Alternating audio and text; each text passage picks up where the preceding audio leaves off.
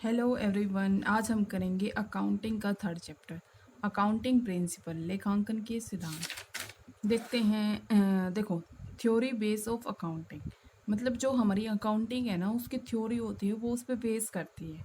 जैसे लेखांकन के सैद्धांतिक आधार में वे सभी कंसेप्ट, कन्वेंशन, परिपाटियाँ मतलब कन्वेंशन को ही बोल रहा है, मतलब प्रिंसिपल, कंसेप्ट, कन्वेंशन और गाइडलाइंस दिए गए हैं, जिन्हें हम क्या करते हैं, अकाउंटिंग ट्रीटमेंट करते समय उनको उनका पालन करते हैं।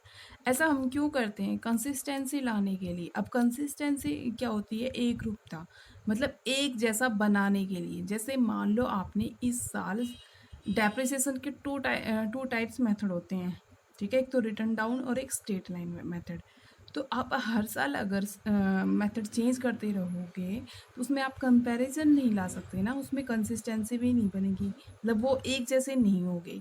मान लो आप स्ट्रेट लाइन मेथड को यूज़ कर रहे हो तो उससे अलग रिजल्ट आएंगे, return down value method use कर रहे हो तो अलग रिजल्ट आएंगे, ठीक है। तो उनमें कंसिस्टेंसी लाने के लिए हम कुछ अकाउंटिंग प्रिंसिपल का, अकाउंटिंग कंसेप्ट का और कुछ गाइडलाइंस का पालन करते हैं, ठीक है। और ऐसा हम क्यों करते हैं? जिससे जो मतलब इंटरेस्टेड पार्टी है, अब हम पढ़ चुके हैं फर्स्ट चैप्टर में इंटरेस्टेड पार्टी कौन सी होती है, शेयर होल्डर है, बैंकर्स है, क्रेडिटर्स है, ठीक है, वो उनका अच्छी तरह से यूज कर सके।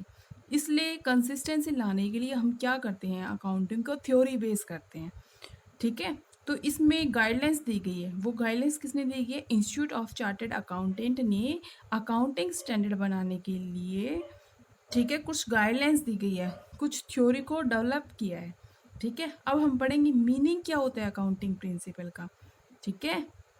अकाउंटिंग प्रिंसिपल का मीनिंग क्या होता है? देखो, प्राचीन समय में लेखांकन विवरणों की केवल व्यवसाय के ओनर को ही आवश्यकता थी, परंतु अब क्या हो गया, अब चेंज हो गया। पहले सिर्फ बिजनेसमैन को ही जरूरत होती, लेकिन अब ये कंसेप्ट चेंज हो गया। अब इसमें इंटरेस्टेड रखने वाले विभिन्न पक्षकार कौन से होते हैं? क्रेडिटर है, इन्वेस्टर हुआ, ठीक है, गवर्नमेंट हुई और अदर पार्टीज है। उनको भी मतलब अकाउंटिंग की इंफॉर्मेशन को जानना होता है, डिफरेंट पार्टीज को, ठीक है। तो लेखांकन विवरण जो अकाउंटिंग स्टेटमेंट है, वो विभिन्न पक्षकारों के सामने व्यवसाय की प्रोबेबिलिटी और एफिशिएंसी को प्रकट करते हैं, ठीक है। यह आवश्यक है कि ये विवरण एक प्रमाणित भाषा और निश्चित नियमों के आधार पर बनाए गए। इन नियमों को ही हम क्या कर लेंगे, गैप बोलते हैं, मतलब जनरली एक्सेप्टेड अकाउंटिंग प्रिंसिपल कहते हैं, ठीक है। और इसी ने क्या गए, कुछ गाइडलाइंस दी गई है, उस गाइडलाइंस के बेस पर ही हम क्या करते हैं, अकाउंटिंग थ्योरी के कंसेप्ट को बनाते हैं, ठीक है। अब इसके नेचर्स क्या होती है?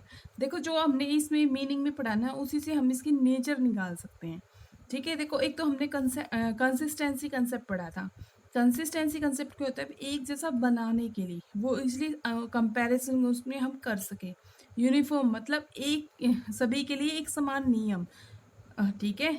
मतलब कंसिस्टेंस का मतलब क्या है? यूनिफॉर्म, यूनिफॉर्म का मतलब एक समान नियम।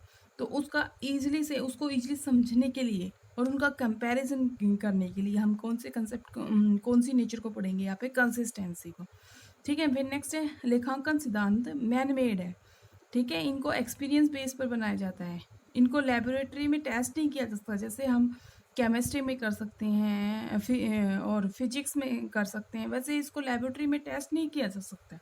नेक्स्ट पॉइंट है लेखांकन सिद्धांत स्टैटिक नहीं है। स्टैटिक मतलब उसमें चेंज हम करते रहते हैं, गवर्नमेंट पॉलिसी के अकॉर्डिंग, प्रोसीजर के अकॉर्डिंग इसमें हम चेंज करते रहते हैं। वो कोई स्टैटिक नहीं है, मतलब स्टेबल नहीं है, वो फ्लक्चुएशन उनमें आते रहते हैं। फिर नेक्स्ट है किसी भी लेखांकन सिद्धांत की स्वीकार्यता इस बात पर निर्भर करती है कि वह सिद्धांत लेखांकन 3 क्राइटेरिया को पूरा करता हो, ठीक है। मतलब उसको जब अकाउंटिंग प्रिंसिपल में हमने ये सारी चीज़ें पढ़ ली, तो उसको कब एक्सेप्टेंस मिलेगी? उसको तभी एक्सेप्टेंस मिलेगी जब ये 3 क्राइटेरिया पूरा कर सकते हो। फर्स्ट क्राइटेरिया क्या है? रिलीवेंस का। और फिर सेकंड क्राइटेरिया क्या है? ऑब्जेक्टिविटी का। थर्ड क्राइटेरिया क्या है? फिजिबिलिटी का। रिलीवेंस मतलब मेरे को जिस टाइप की इंफॉर्मेशन चाहिए वो उसी टाइप की इंफॉर्मेशन प्रोवाइड करना, जिससे मैं उसका मतलब मैक्सिमम यूज कर सकूँ, ठीक है। फिर नेक्स्ट है ऑब्जेक्टिविटी। ऑब्जेक्टिविटी का मतलब क्या होता है? उसमें पार्सलिटी ना हो, ठीक है, वो सभी के लिए मतलब किसी तरह का मैं तुम्हें ना कर रही हूँ, वो सभी के लिए यूज़फुल हो। फिर नेक्स्ट है फिजिबिलिटी। फिजिबिलिटी का मतलब क्या कि वो प्रैक्टिकल होनी चाहिए ताकि हम उसमें कोई चेंज ना कर सके और आसानी से उसको यूज कर सके। फिर फिर नेक्स्ट आता है हमारा need of accounting principle. Need क्या होती है, हम क्यों करते हैं अकाउंटिंग प्रिंसिपल को? क्योंकि जो इंटरनल टू पार्टीज होती है, इंटरनल यूजर और एक्सटर्नल यूजर, टू टाइप्स के यूजर होते हैं, टू टाइप्स के पार्टीज होती हैं, internal parties and external parties. Internal parties को क्यों जरूरत होती है? ताकि वो उस पर विश्वास कर सके और उन उन इंफॉर्मेशन का वो कंपैरिजन कर सके। ठीक है, तो इसलिए हम किसको पढ़ेंगे? अकाउंटिंग प्रिंसिपल को पढ़ेंगे। तो सूचनाओं का को कंपेरेबल बनाने के लिए यह जरूरी है कि हम उनके लिए कंसिस्टेंसी लाए। अब कंपेरेबल हम क्यों करेंगे? जैसे हमने अब हमारे 2016 और 17 का परफॉर्मेंस का हम कर रहे हैं कंपैरिजन, तो कंपैरिजन हम तभी करेंगे जब उन्होंने एक जैसे मेथड को फॉलो किया। अगर वो डिफरेंट डिफरेंट मेथड को, जैसे 16 में अलग मेथड यूज कर रहे हैं और 17 में अलग कर रहे हैं, तो वो इसलिए कंपैरिजन हम नहीं कर सकते ना कि हमारी परफॉर्मेंस घटी है या बढ़ी है। अगर उन्होंने 2 ईयर्स में मतलब 16 में और 17 में सेम मेथड को फॉलो किया है तो हम इसमें इजिली कंपैरिजन कर सकते हैं। ठीक है, और जो जैसे जो हम नियम को फॉलो करते हैं, जो फाइनेंशियल स्टेटमेंट को बनाने के लिए जिस प्रोसीजर को हम फॉलो करते हैं, वो सारी पॉलिसीज होती हैं, उनको ही हम क्या बोल देंगे? कन्वेंशन बोलते हैं। ठीक है, और ये सारे रूल्स को क्या बोलेंगे? हम गैप कहते हैं। ठीक है, मतलब क्या होते हैं कि फाइनेंशियल स्टेटमेंट कुछ रूल्स पर बेस होते हैं। वो रूल्स क्या कहलाएंगे? हमारी पॉलिसी बेस होते हैं, प्रिंसिपल बेस होते हैं, कन्वेंशन बेस कहते हैं, और इन्हीं को हम क्या कहेंगे? गैप कहेंगे। गैप का फुल फॉर्म क्या है? General accepted accounting principle. तो लेखांकन प्रक्रियाओं में अब इसी लाइन को पढ़ लो कि लेखांकन प्रक्रियाओं में एकरूपता लाने के लिए और इंटरेस्टेड पार्टी को यूजफुल इन्फॉर्मेशन प्रोवाइड करने के लिए हम अकाउंटिंग प्रिंसिपल को स्टडी करते हैं। अब बात आती है जो अकाउंटिंग प्रिंसिपल है वो कितने टाइप्स के होते हैं।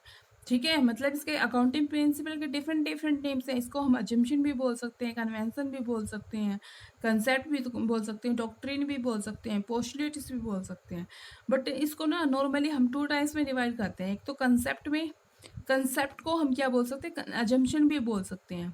ठीक है, कंसेप्ट को हम क्या बोलेंगे? Second name assumption. और सेकंड क्या है? Accounting convention. कन्वेंशन जो हम परंपराओं से लेके चल रहे हैं जिसको। ठीक है, अकाउंटिंग कंसेप्ट और अजम्पशन मतलब हम खुद ही की एक अजम्पशन बना लेते हैं, खुद ही का एक कंसेप्ट बनाते हैं। ठीक है, तो लेखांकन की भाषा को सभी व्यक्तियों को एक जैसा अर्थ प्रोवाइड करने के लिए अधिकांश अकाउंटेंट है वो क्या कुछ कंसेप्ट पे सहमत हो गए जिनका पालन वित्तीय विवरण बनाने के लिए किया जाता है।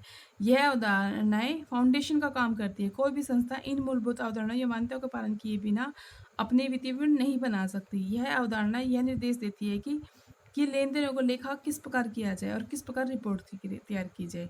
मतलब ये क्या बताती है कि हम किस तरह से अकाउंटिंग ट्रीटमेंट करें और किस तरह से रिपोर्ट तैयार करें।